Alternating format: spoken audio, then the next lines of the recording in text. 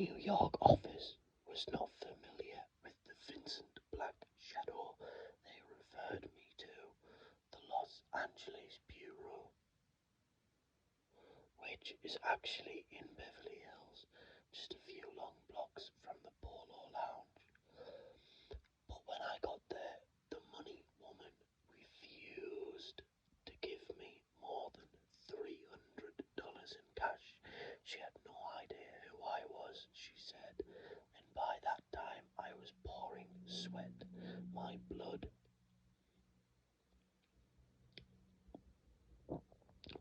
blood is too thick for California. I have never been able to properly explain myself in this climate, not with the soaking sweats. Wild red eyeballs and trembling hands, so I took $300 and left. My attorney was waiting in a bar around the corner. This won't make the nut, he said, unless we have unlimited credit. I assured him we would. You Samoans are all the same, I told him. You have no faith in the essential decency of white man's culture.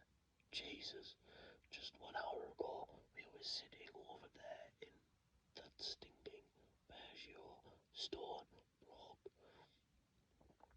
and paralysed for the weekend.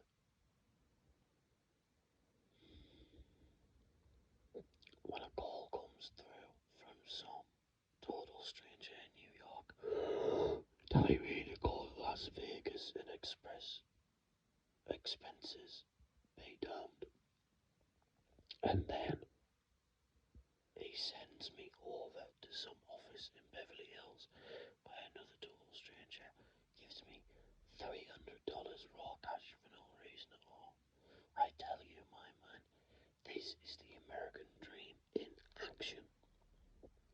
We'd be fools not to ride this strange torpedo all the way out to the end. Indeed, he said, we must do it. Right, I said, but first, we need the car, and after that, the cocaine, and then the tape recorder for special music.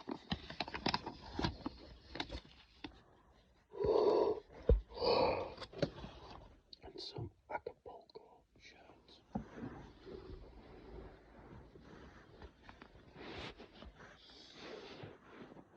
The only way to prepare for a trip like this, I felt, was to dress like human peacocks and get crazy, then screech off across the desert and cover the story.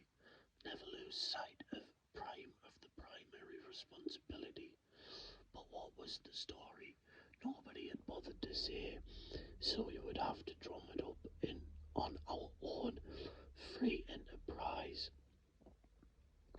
The American Dream, Horatio Alger, gone mad on drugs in Las Vegas. Do it now, pure gonzo journalism. There was also the socio-psychic factor. Every now and then, when your life gets complicated and the weasels start closing in, the only real cure is to load up on heinous chemicals and then drive like a bastard from Hollywood to Las Vegas to relax, as it were in the womb of the desert sun. Just roll the roof back and screw it on, grease the face with white metallic butter, and move out with the music at the top volume and at least a pint of ether. Getting hold of the drugs had been no problem, but the car and the tape recorder were not easy things to round up at 6:30 on Friday afternoon in Hollywood. I already had one car, but it was was far too small and slow for desert work, we went to Polynesian Bar, where my attorney made 17 calls before locating a convertible with adequate horsepower and proper colouring. Hang on to it, I heard him say to the phone. We'll be over to make the trade in 30 minutes. Then after a pause he began shouting, "What? Of course the gentleman has a major credit card. Do you realise who the fuck you're talking to? Don't take any gruff from these swine," I said as he slammed the phone down. "Now we need a sound store with the finest equipment. Nothing dinky. We want one of those new Belgian ones with a voice-activated shotgun mic for picking up conversations in oncoming cars." That's what I need for recording these. But right now I have no money, which means I can't get anything. Well, no money to, budget into all of this, so sorry. We made several more calls and finally located our equipment in a store about 5 miles away. It was closed, but the salesman said he would wait if we hurried. But we were delayed en route when a stingray in front of us killed a pedestrian on Sunset Boulevard.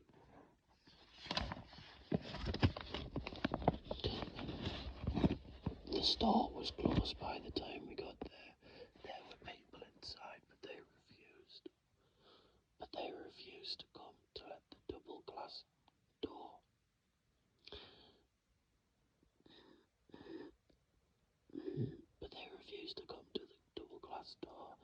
Until we gave it a few belts and made ourselves clear. Finally, 2 salesmen brandishing tire irons came to the door, and we finally managed to negotiate the sale through a tiny slit. Then they opened the door just wide enough to shove the equipment out before slamming and locking it again. "Now take that stuff and get the hell away from here," one of them shouted through the slit. My attorney shook his fist at them. "We'll be back," he yelled. "One of these days I'll toss a fucking bomb into this place. I have your name on this sales slip. I'll find out where you live and burn your house down." "Then I'll give him something to think about," he muttered as we drove off. "That guy is a paranoid psychotic anyway. They're easy to spot." We had trouble again at the car rental agency. After signing the papers, I got in the car and almost lost control of it while backing across the lot to the gas pump. The rental man was obviously shaken. "Say there, you fellas are going to be careful with this car, aren't you?" "Of course." "Well, good God," he said. "You just backed over that 2-foot concrete. I mean, up to it. Ornament. And you didn't even slow down. 45 in reverse, and you barely missed the bump." "No harm done," I said. "I always test a transmission. That way, the rear end for stress factors."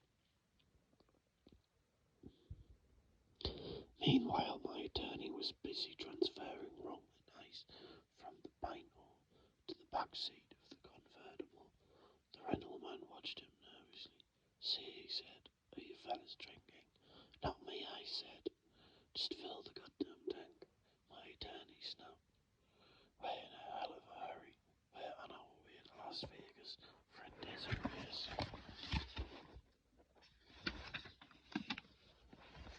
"What?" "Never mind," I said. We're responsible people. I watched him put the gas cap on, then I jammed the thing, low gear, and we lurched into traffic. There's another worrier, said my attorney. He's probably all cranked up on speed. Yeah, you should have given him some reds. Reds wouldn't help a pig like that, he said. To hell with him. We have a lot of business to take care of before we can get on the road. I'd like to get hold of some priest robes, I said. They might come in handy in Las Vegas. But there were no costume stores, and we weren't up to burglarizing a church. Why bother? Said my attorney. And you have to remember that lot of cops are good, vicious Catholics. Can you imagine what those bastards would do to us if we got busted all drugged up and drunk and stole investments? Jesus, they'd castrate us. You're right, I said. And for Christ's sake, don't smoke that pipe at the stoplights. Keep in mind that we're exposed. He nodded. We need a big hookah. Keep it down here on the seat, out of sight.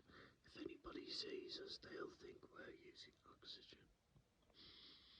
We spent the rest of that night rounding up materials and packing the car. Then we ate the mescaline. And went swimming in the ocean somewhere around dawn. We had breakfast in Malibu coffee shop. Then drove very carefully across town and plunged onto the smoke-shrouded Presenter freeway heading east.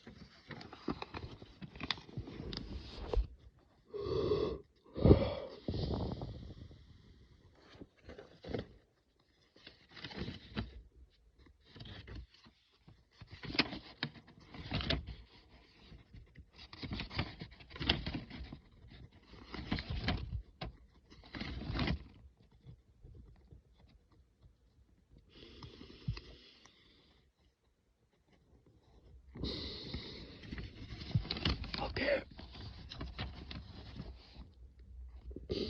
I'm going to read the next chapter. Chapter 3. Strange Medicine on the Desert, a Crisis of Confidence. I am still vaguely haunted by a hitchhiker's remark about how he'd never rode in a convertible before. He is this poor geek living in a world of convertibles zipping past him on the highways all the time, and he's never ever ridden in one. It made me feel like King Farouk.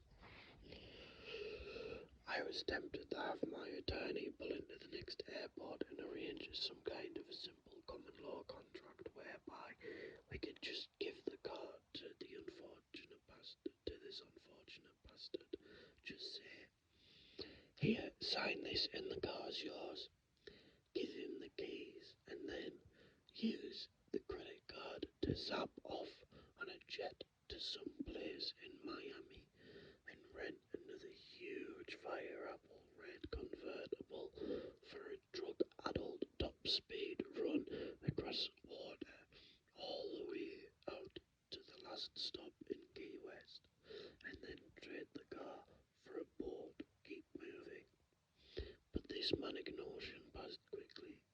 There was no point in getting this harmless kid locked up, and besides, I had plans for this car. I was looking forward to flashing around Las Vegas in the bugger. Maybe do a bit of serious drag racing on the strip, pull up to that big stoplight in front of the Flamingo and start screaming at traffic. Alright, you chicken shit wimps, you pansies. When this goddamn light flips green, I'm gonna stomp down on this thing and blow every one of you gutless punks off the road. Right? Challenge bastards on their own turf come screeching up to the crosswalk, bucking and skidding with a bottle of rum in one hand, jamming the horn to drown out the music. Claire's eyes insanely dilated behind tiny black gold-rim creases shades, screaming gibberish. A genuinely dangerous drunk reeking of ether and termin.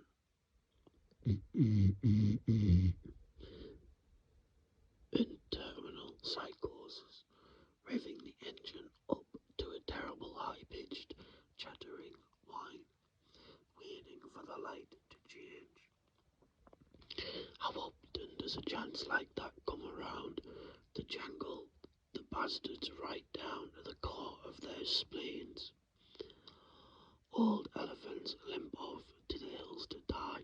Old Americans go out to the highway and drive themselves to death with huge cars. But our trip was different. It was a classic affirmation of everything right and true and decent in the natural character. It was a gross physical salute to the fantastic possibilities of life in this country, but only for those with true grit. Ties. And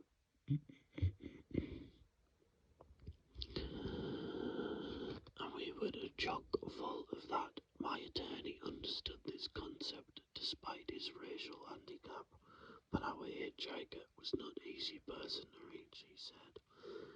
He understood, but I could see in his eyes that he didn't.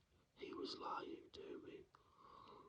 The car suddenly veered off the road, and we came back to sliding halt in gravel. I was hurled against the dashboard. My attorney was slumped over the wheel. What's wrong? I yelled. What's wrong? I yelled. We can't stop here. This is bad country. My heart, he groaned. Where's the medicine? Oh, I said. The medicine? Yes, it's right here. I reached into the kit bag for the amyls. The kid seemed petrified. Don't worry, I said. This man has a bad heart. Angina pectoris. But we have the cure for it, yes. Here they are. I picked 4 amyls out of the tin box and handed 2 of them to my attorney. He immediately cracked one under his nose, and I did likewise. He took a long snort and fell back on the seat, staring straight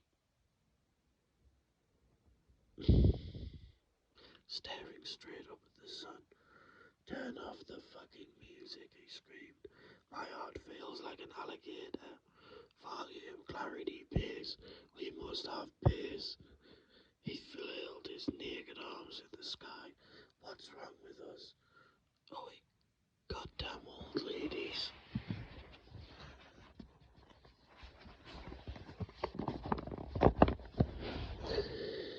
I turned both the radio and the tape machine up full bore. You scurvy shyster bastard, I said. What's your language? You're talking to a doctor of journalism. He was laughing out of control. What the fuck are we doing out here on this desert, he shouted. Somebody call the police. We need help. Pay no attention to this swine, I said to the hitchhiker. He can't handle the medicine, actually. We're both doctors of journalism, and we're on our way to Las Vegas to cover the main story of our generation. And then I began laughing. My attorney hunched around to face the hitchhiker. The truth is, he said, we're going to Vegas to croak a skag baron named Savage Henry. I've known him for years, but he ripped us off. And you know what that means, right? I wanted to shut him off, but we were both helpless with laughter. What the fuck were we doing out here on this this desert when we both had bad hearts. Savage Henry has cashed his check, my attorney snarled at the kid in the back seat. We're going to rip his lungs out and eat them, I blurted. That bastard won't get away with this. What's going on in this country when a scumsucker like that can get away with the sandbagging? A doctor of journalism. Nobody answered. My attorney was cracking another ammo, and the kid was climbing out of the back seat, scrambling down the trunk lid. Thanks for the ride, he yelled. Thanks a lot. I like you guys. Don't worry about me. His feet hit the asphalt, and he started running back towards Baker. Out in the middle of the desert, not a tree in sight. Wait a minute, I yelled. Come back and get a beer. But apparently he couldn't hear me. The music was very loud, and he was moving away from us at Godspeed. Good riddance, said the attorney. We had a real freak on our hands. That boy made me nervous. Did you see his eyes? He was still laughing. Jesus, he said. This is good medicine.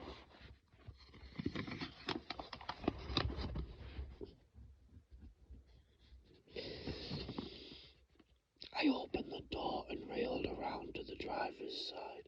Move over, I said. I'll drive. We have to get out of California before that kid finds a cop. Shit. That'll be hours, said the attorney. He's 100 miles from anywhere. So are we, I said. Let's turn around and drive back to the Polo Lounge, he said.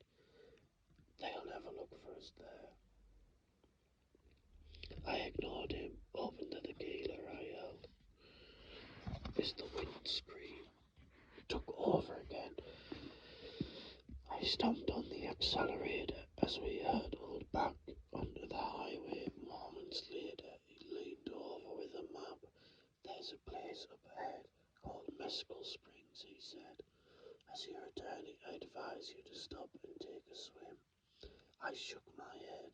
It's absolutely impenetrative that we get to the Mint Hotel. It's absolutely to the Mint Hotel before the deadline for press registration, I said. Otherwise, we might have to pay for our suite. He nodded. But let's forget that bullshit about the American dream, he said. The important thing is create a Samoan dream. He was rummaging around in the kit bag. I think it's about time to chew up a blotter, he said.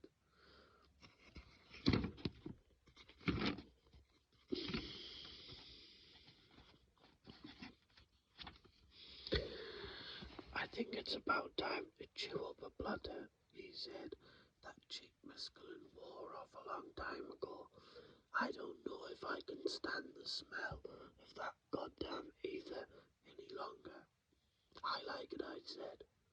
We should soak a towel with the stuff and then put it down on the floorboard by the accelerator so the fumes will rise up in my face all the way to Las Vegas. He was turning the tape cassette over. The radio was screaming, "Pow to the people, right on." John Lennon's political song, 10 years too late. That poor fool should have stayed where he was, my attorney. Punks like that just get in the way when they try to be serious. Speaking of serious, I said, I think it's about time to get into the ether and the cocaine. Forget ether, he said. Let's save it for soaking down the rug in the suite. But here's this. You're half of the sunshine blotter. You're half of the sunshine blotter. Just chew it up like baseball gum. I took the blotter and ate it. My attorney was now fuming. My attorney was now fumbling with the the salt shaker containing the cocaine, opening it, spilling it, then screaming and grabbing at the air as our fine white dust blew up and out across the desert highway, a very expensive little twister, rising up from the great red shark. Oh Jesus, he moaned. Did you see what God just did to us? God didn't do that, I shouted. You did it. You're a fucking narcotics agent. I was on your stinking act from the start, you pig. You better be careful, he said, and suddenly he was waving a fat black 375.357 Magnum at me. One of those snub-nosed gold pythons with the beveled cylinder. Plenty of vultures out here, he said. They'll pick your bones clean before morning. You are, I said. When we get to Las Vegas, I'll have chopped into hamburger. When we get to Las Vegas, I'll have you chopped in a hamburger. What do you think the drug bond will do when I show up with some more narcotics agent? They'll kill us both, he said. Savage Henry knows who I am. Shit, I'm your attorney. He burst into wild laughter.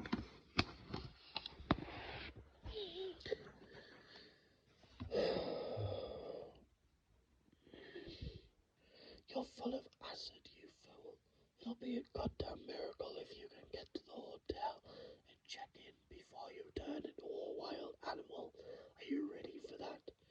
Checking into a Vegas hotel under a phony name with intent to commit capital fraud and a head full of acid. He was laughing again. Then he jammed his nose down towards the salt shaker, aiming the thin green rolled $20 bill straight into what was left of the powder. How long do we have? I said. Maybe 30 more minutes, he replied. As your attorney, I advise you to drive at top speed. Las Vegas was just up ahead. I could see the Strip Hotel skyline looming up through the blue desert ground haze.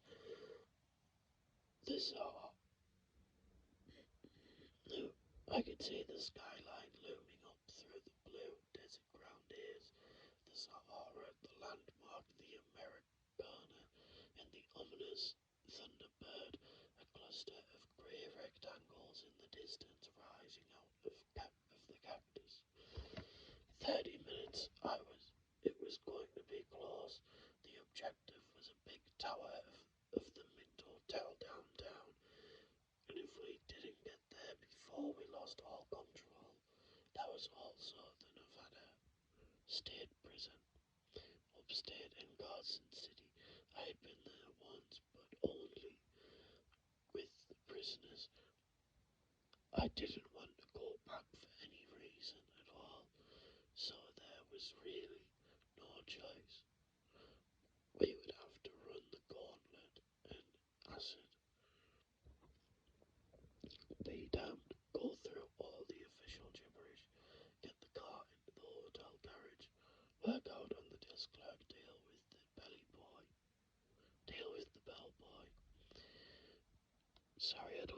Sorry for any misreadings, I don't have my glasses on right now.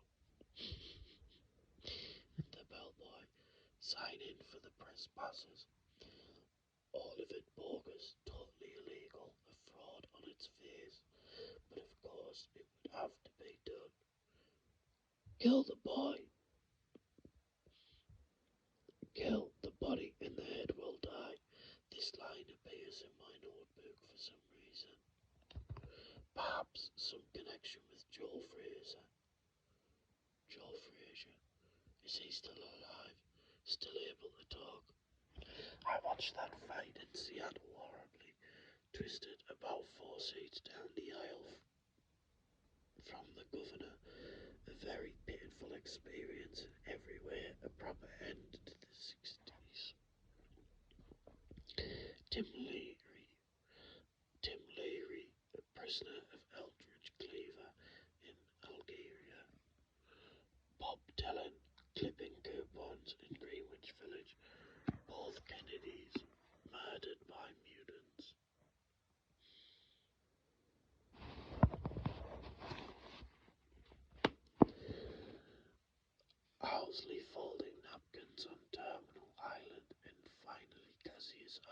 Cassius/Arley pelted incredibly off.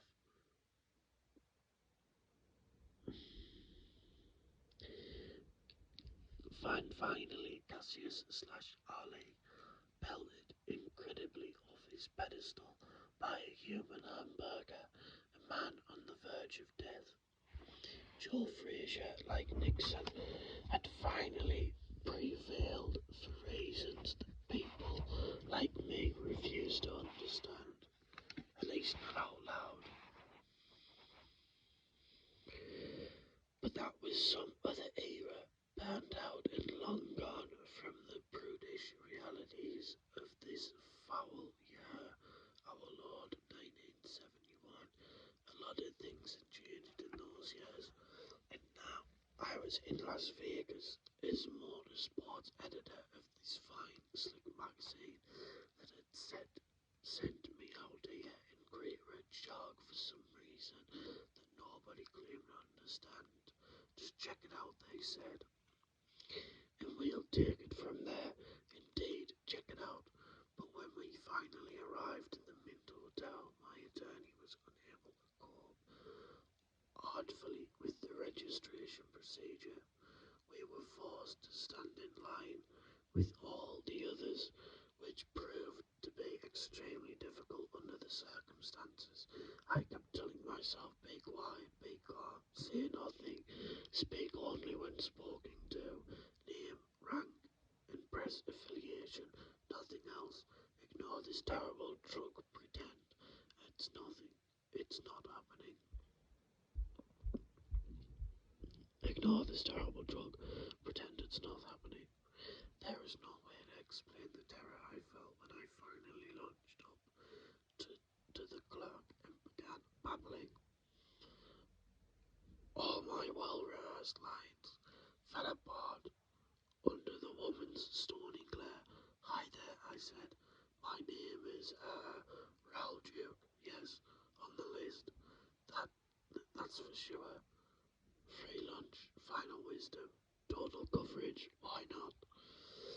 I have my attorney with me, and I realise, of course, that his name is not on the list, but we must have that suite, yes.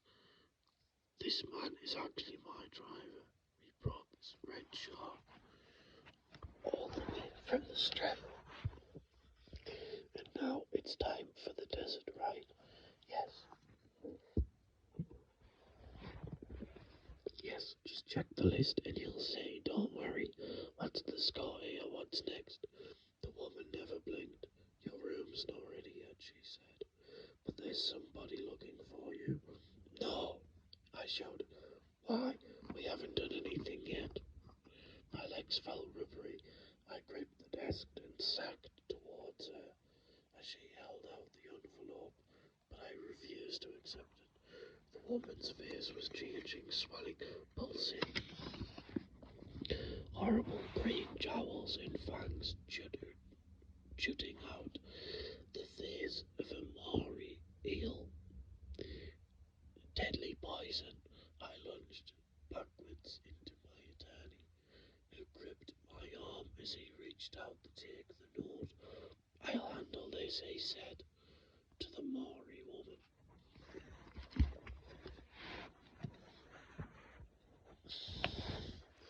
This man has a bad heart, but I have plenty of medicine. My name is Dr. Gonzo. Prepare our suite at once. We'll be in the bar. The woman shrugged as he led me away. In a town full of bedrock crazies, nobody even notices an acid freak.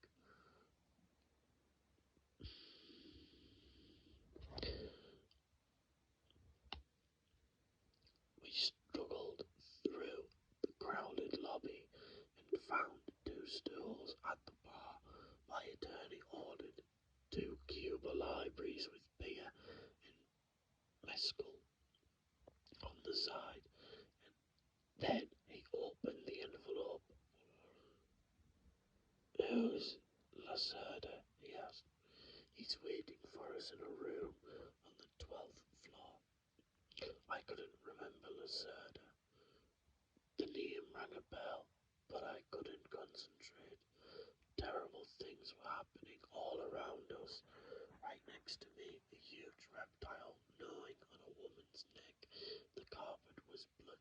sponge. Impossible to walk on it. Not footing at all.